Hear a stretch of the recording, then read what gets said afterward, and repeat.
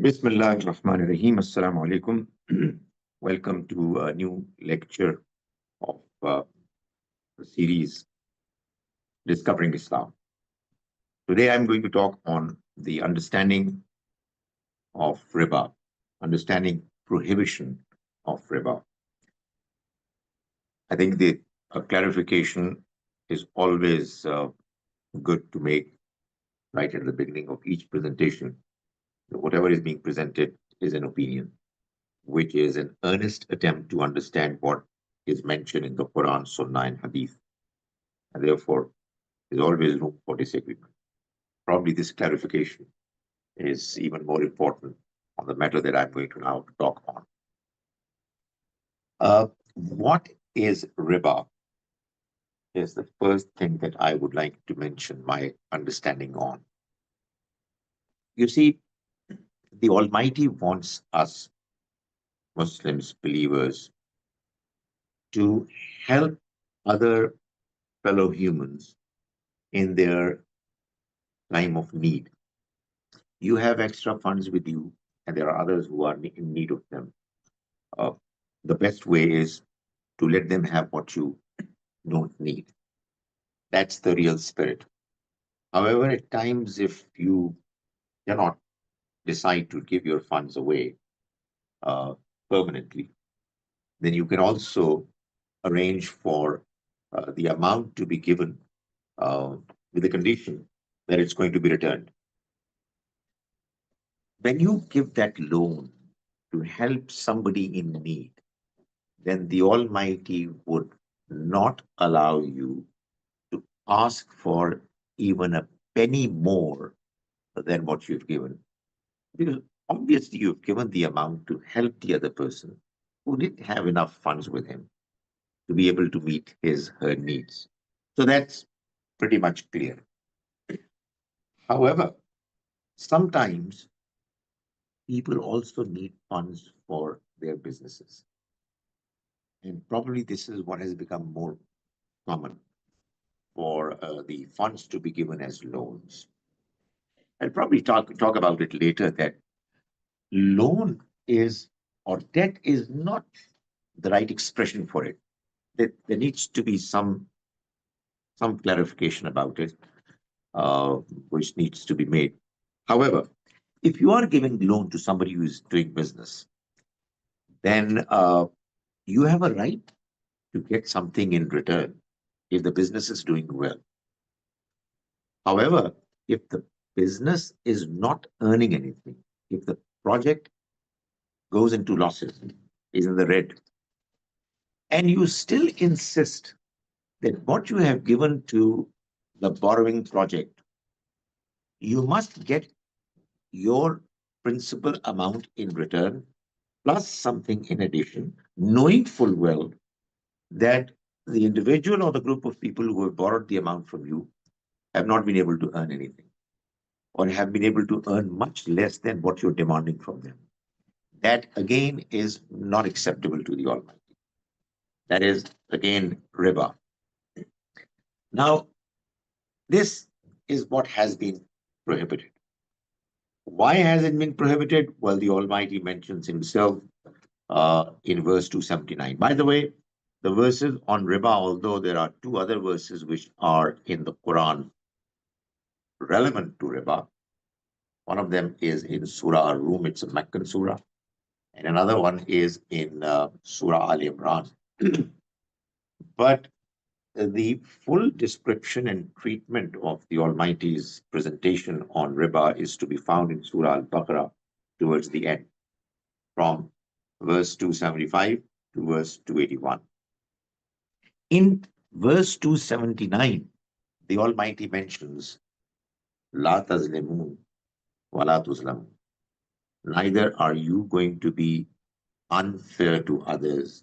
You will not treat others unjustly, nor you will be allowed to be treated unjustly.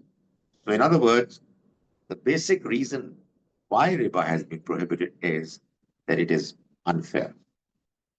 Uh, Before I move on, I want to make this clarification that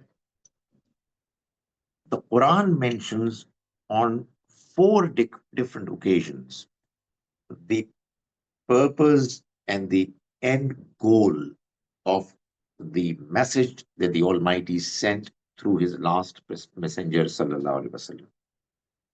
Uh, I'm going to mention from Surah Al-Jumu'ah, verse 2, although the very same theme has been expressed in Surah Al-Baqarah twice, as well as in Surah Al-Imran.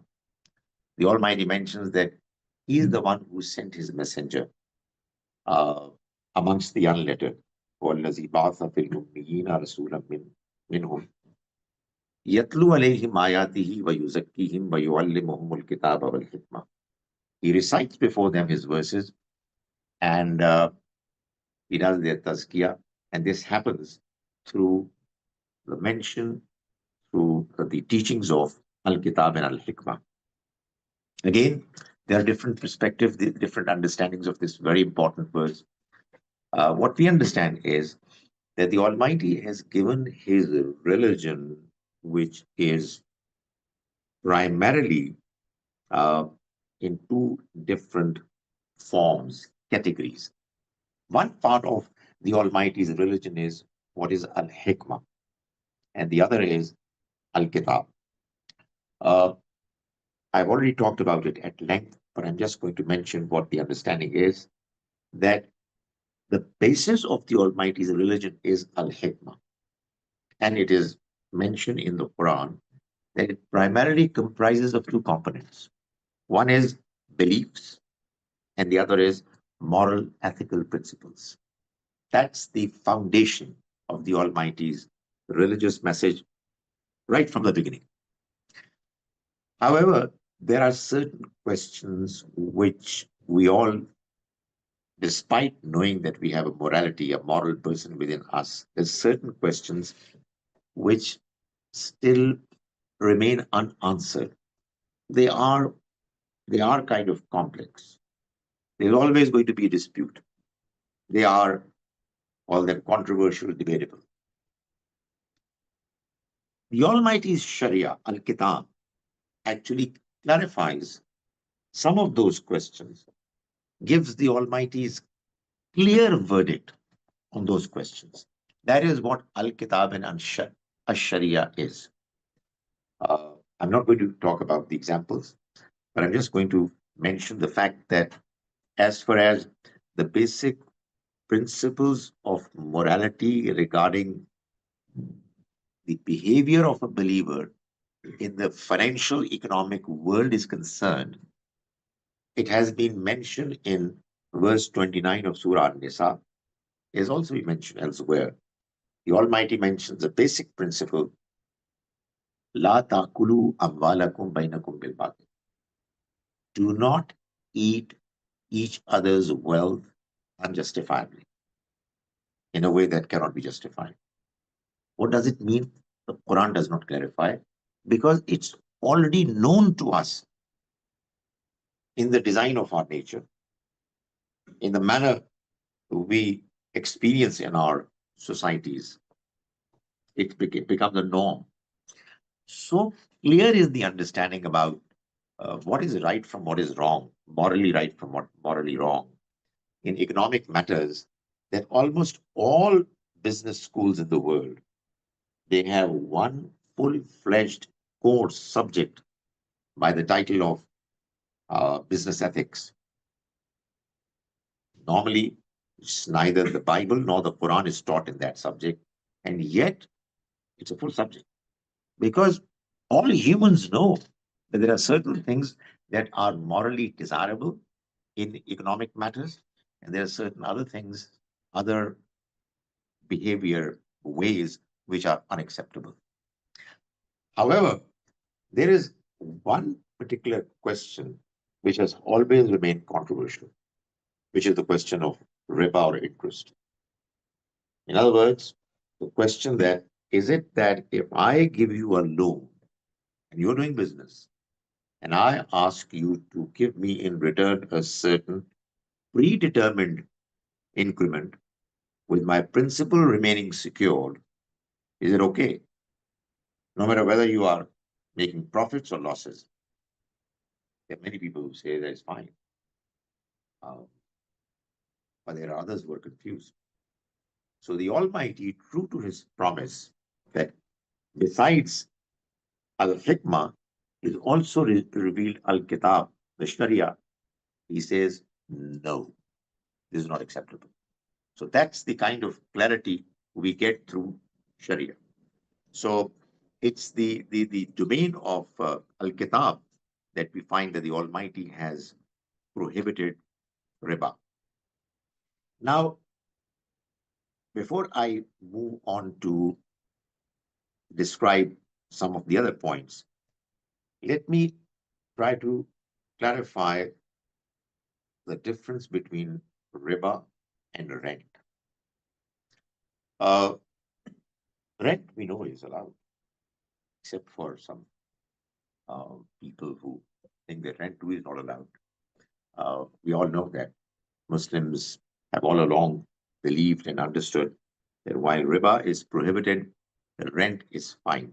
Obviously, unless it's exorbitant, it's unacceptably high rate. Why is it so? I mean, if you look at it apparently, the two seem to be almost the same. In one case, I give you, I get confused when I talk about figures because, my mind works from a Pakistani system. Now here, I have to convert it to Canadian dollars. Okay. I give you $1 million, right? And I ask for a 10% return every year. And you call it, it's wrong, haram. And I give you an apartment of $1 million. You see, that's why I was confused. $1 million apartment makes sense? Oh, good. Yeah. So I give you an apartment which is worth $1 million.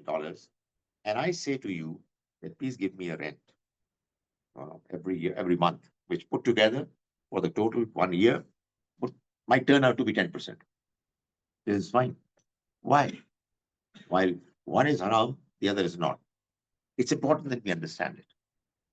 The reason is that while in the case of rent, we are dealing with an asset which is of the nature that when you make use of it, it stays intact. I mean, obviously, there might be some slight changes for them depreciation, but the asset by and large remains intact.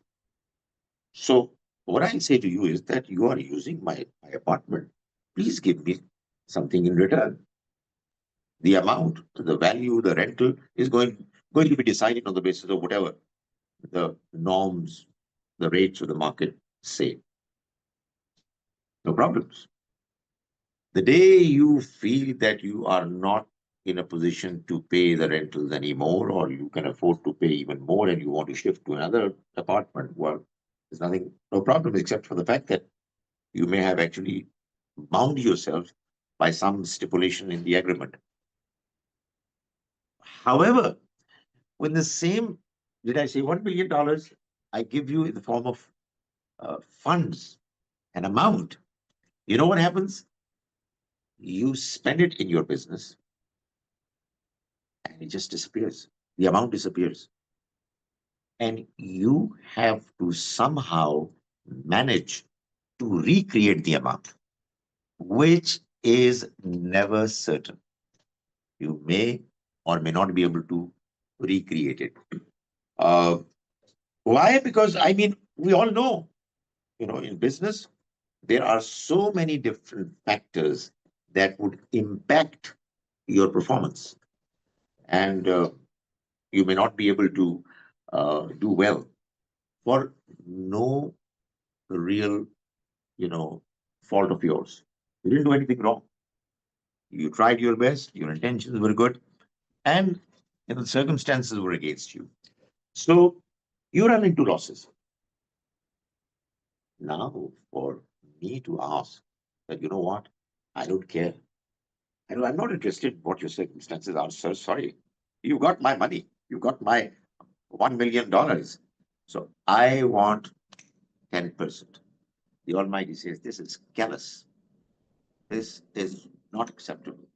This attitude cannot be the attitude of a good human, of a believer. So, in one case, it's fine. In the other case, it's something condemnable. So, this difference has to be clarified.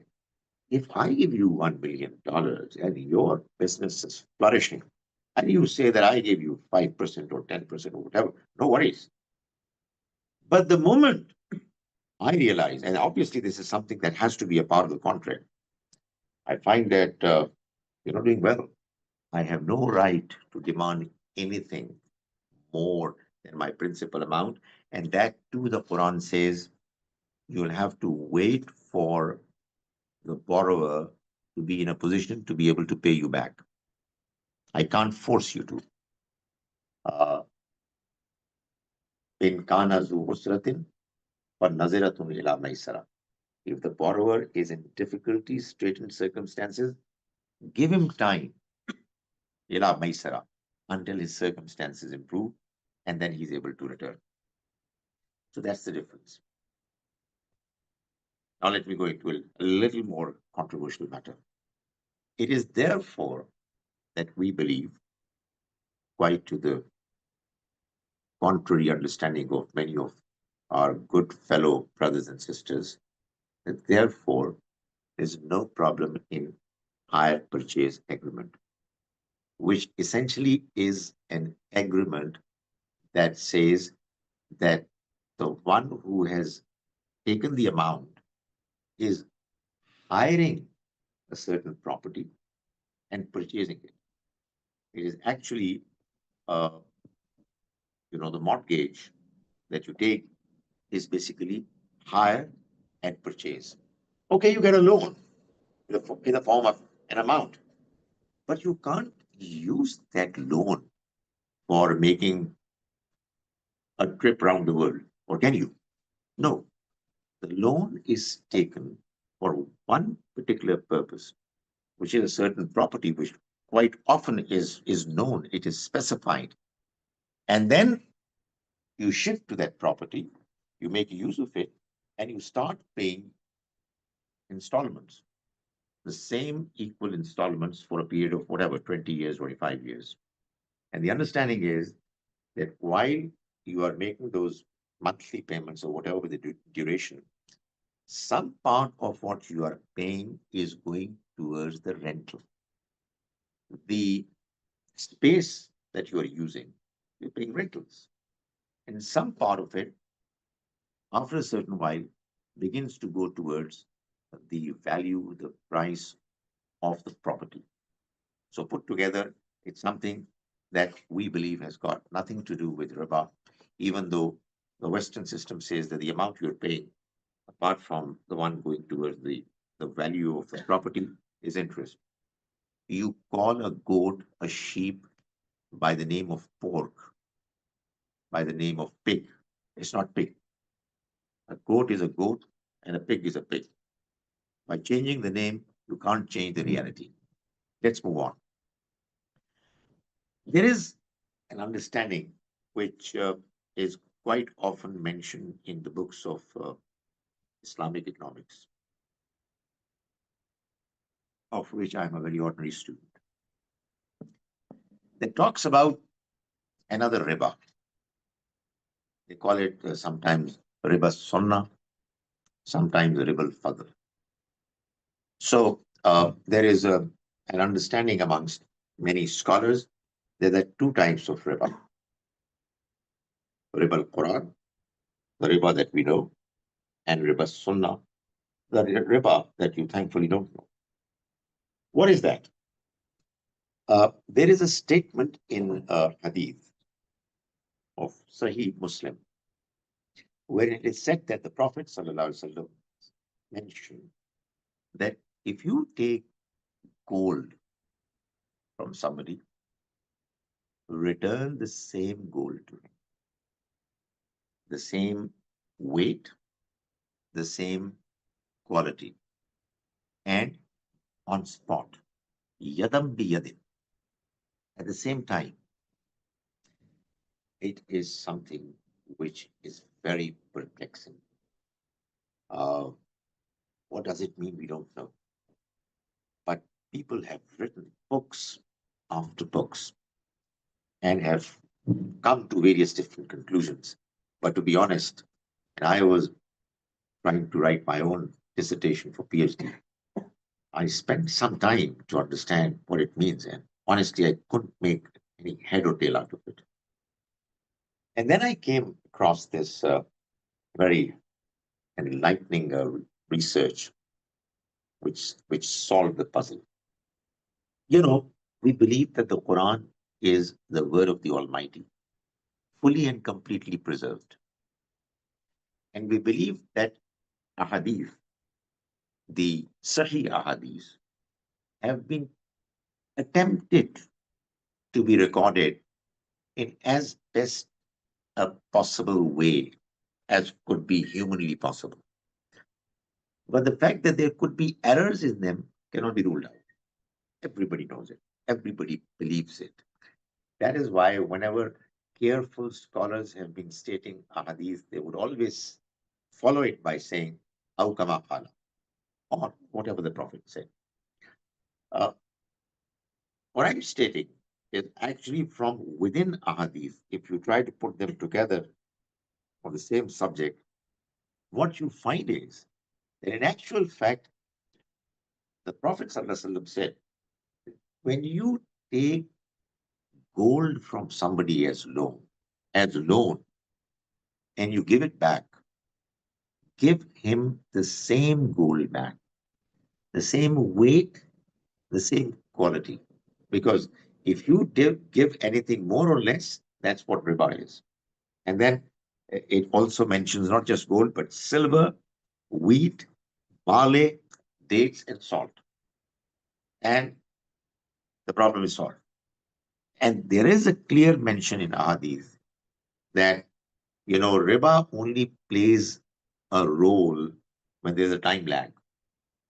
And there's another statement in Hadith which says that in spot exchanges, there is no riba. So honestly, the riddle is solved. There's only one riba, and that is when you give somebody a loan, what you get in return has to be the same, has to be the very same. And which is what this hadith too is clarifying in a way which is amazingly clear that, you're not allowed to make any changes. From that, I move on to my next point. And let's face it, today, many of the points are going to be debatable and controversial. When we are talking about the modern times, and obviously the attempt is not to say something unnecessarily, deliberately new. The idea is that we want to understand and practice what the Almighty is expected from us in the modern times. There is a phenomenon that we know of in our present economic financial world, something that was probably unheard of uh, in the past. Maybe it was there, but it was not very prominent. Something what is called inflation. What it means is that the whatever $1 million last year are not the same $1 million of this year. The purchasing power has changed, right? The amount of goods and services that you could purchase last year, you cannot purchase with the same nominal face value of the amount. This is a fact. Now, if you go by the hadith that's mentioned, when you give a loan of gold, take back the very same gold, the same quality, the same weight. Because if you give anything more or less, that's what riba is. So it really is important that we should decide that if there is inflation, what exactly should a borrower return? If he returns the same face value, is it what the Almighty is expecting justice to be done in the arrangement? Is that what's going to be satisfied? Well, The answer is certainly not. So, what is the way out? I'm not talking about the details. Obviously, the details have to be worked out by the experts. But the fact of the matter is that each time, you see, you are giving loan for somebody to be held down. Well, I think we should not worry about what the person is going to return. Even if the value is less, we should accept it because we are doing it for helping out somebody else. But if you are giving a loan to somebody who is otherwise well off, wealthy, and the amount has to be returned after he is in a position to return it, well, he should return what he had actually borrowed. He should return the purchasing power of what he got to begin with. And that needs to be decided in the contract that you write. And incidentally, immediately after the verses on riba, the next verse, the longest verse of the Quran, verse 282 of Surah Al-Baqarah, mentions the importance of writing a contract, particularly when you are negotiating a debt, a loan. It has to be written. So it has to be clarified as to what exactly is being given. Because this fiat money, these dollars, these rupees, these dirhams, they mean nothing as far as their appearance is concerned, their physical presence is concerned. Why we ask for them, why we are interested in them, because of what they can buy. So if what they can buy changes over time, then in matters of loan, we got to be particular about it. So what I'm saying is, what I'm suggesting is that if we are to come up with a system of borrowing and lending based on justice, equity, it has to be done in a way that we decide at the time of writing contract, the debt contract, that what is being lent is actually a basket of goods and services. And whatever is going to be returned is going to be not the nominal value of the loan, but the real value of what was borrowed. Now let's move on.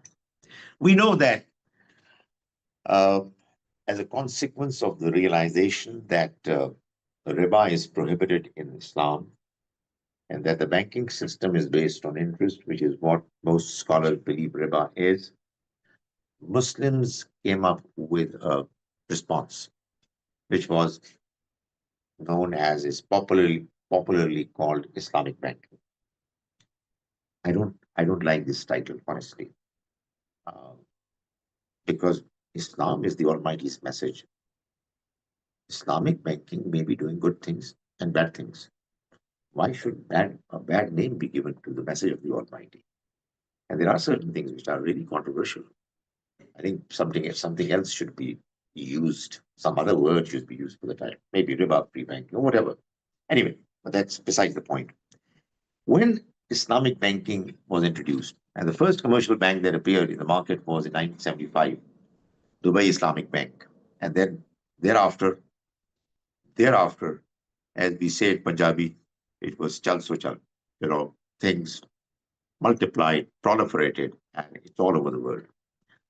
Um, there are many products that were introduced to replace commercial banking, conventional commercial banking, with what they call Islamic banking.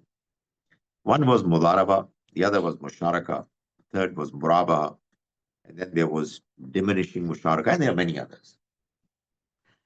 Mudaraba is a partnership wherein one partner comes up with capital and the other with efforts, with actual practical involvement in business. Uh, and the two decide that they're going to share profits, but as far as losses are concerned, they are only going to be borne by the investor, the variable mal. Uh, Musharaka is essentially partnership agreement, except for the stipulation that even though they can decide to have any share of profits, when it comes to losses, they're going to be borne exactly in accordance with their respective contribution towards the capital. Uh, Muraba is really problematic. And it was, uh, to begin with at least, I'm not too sure what the latest is, it was one of the favorite products of Islamic banking. What is Muraba? I'll give you one example to understand it. You are um, owner of a textile mill. You want raw cotton.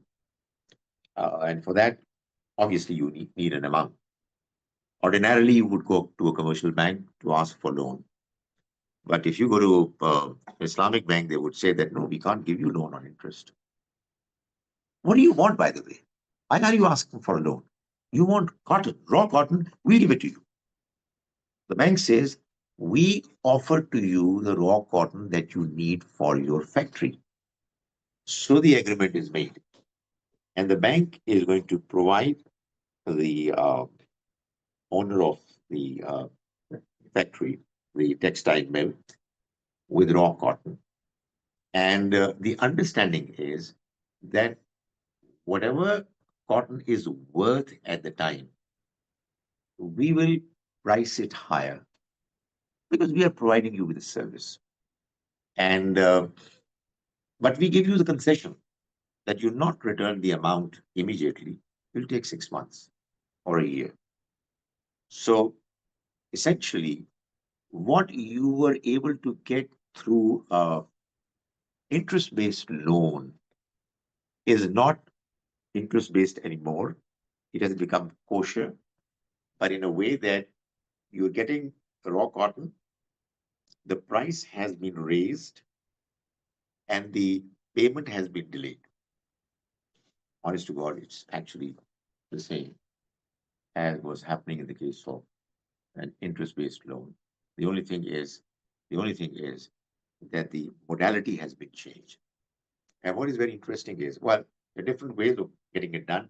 But in many cases, what used to happen was, and probably still is happening, that this whole idea that I, the banker, Islamic banker, I'm giving you raw cotton is actually not physically happening.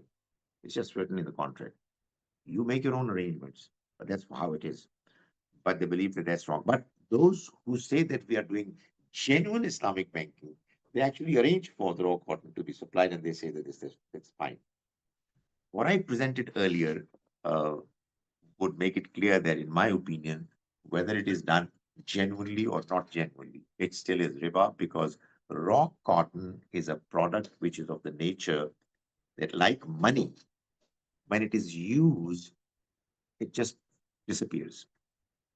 The product would either sell in the market or there will be no demand for it. The factory may catch fire, and there could be so many other ways or reasons why the business would not do well. Uh, but this is what has been introduced, and they say that this is what we have been able to get of the traditional literature of fiqh. And because the earlier Muslim scholars have endorsed it, even though there's a lot of debate about it, this is fine.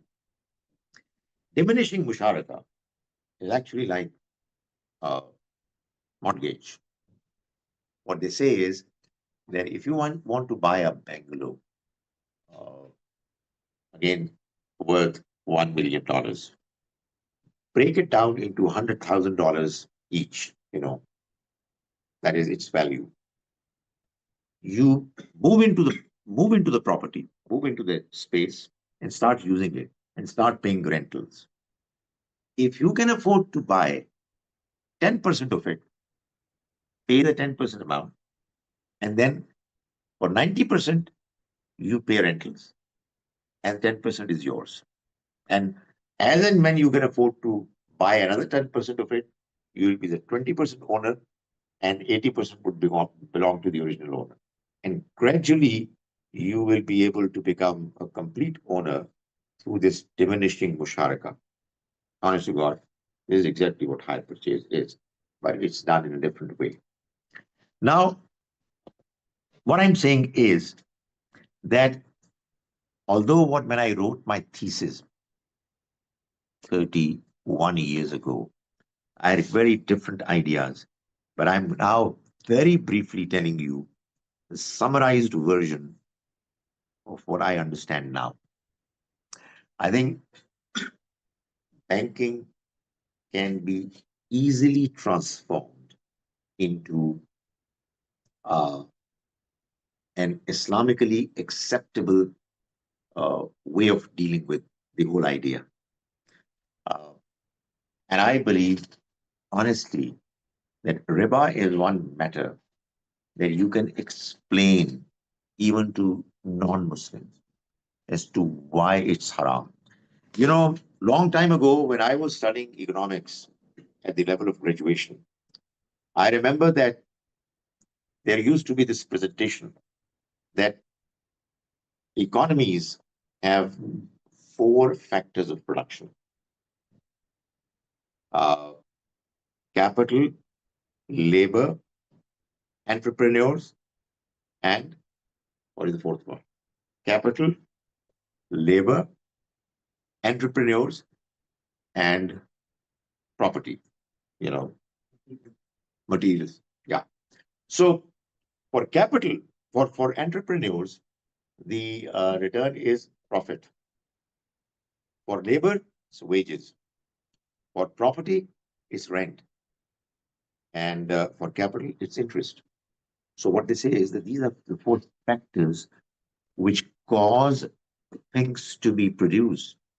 In other words, they enable the economy to function. If you are going to refuse to give interest, then you are actually arranging for the economy to be stalled. It would not move. You're actually causing one of the four wheels to be jammed. So, we used to feel a little bit, you know, uh, at odds to explain as to how this could be justified. But the same people now are pleading for giving relief to those borrowers who are unable to pay back. What I'm saying is that the Western banking system is now reforming to be more sympathetic towards those borrowers who, for one reason or another, are unable to pay back the loan immediately. There is this Chapter 11 stipulation in the American system, and there are many other suggestions which allow the borrower who is at the brink of default to not be embarrassed and not be forced to pay immediately.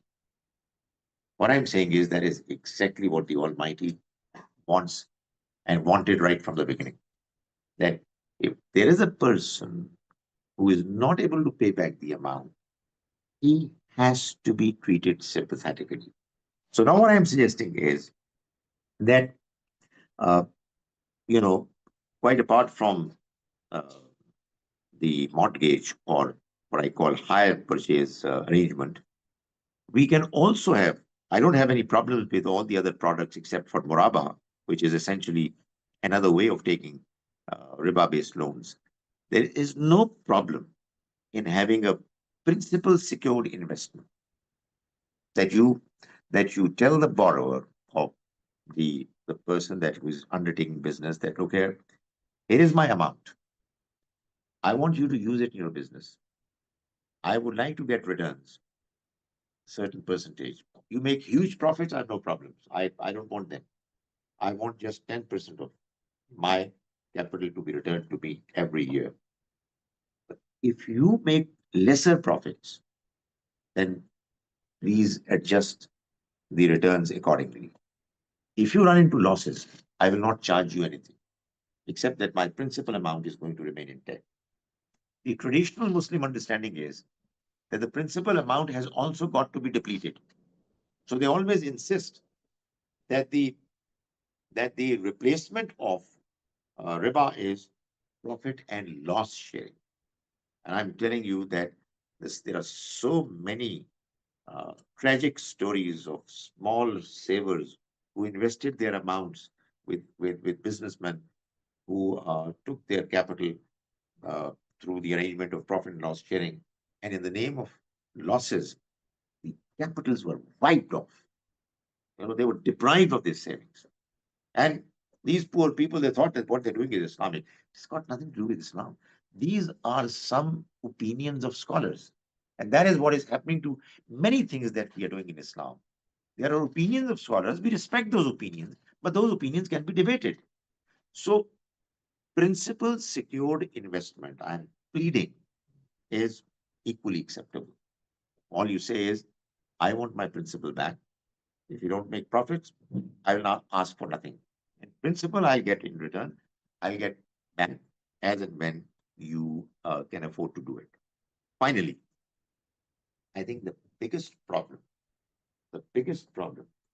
with the conventional banking system, as well as with Islamic system, is that there's something called credit creation that happens in banking, which which you know basically means that if the amount that has been deposited by a large number of depositors is again $1 million, the real amount at the disposal of the bank to be given to borrowers is much more.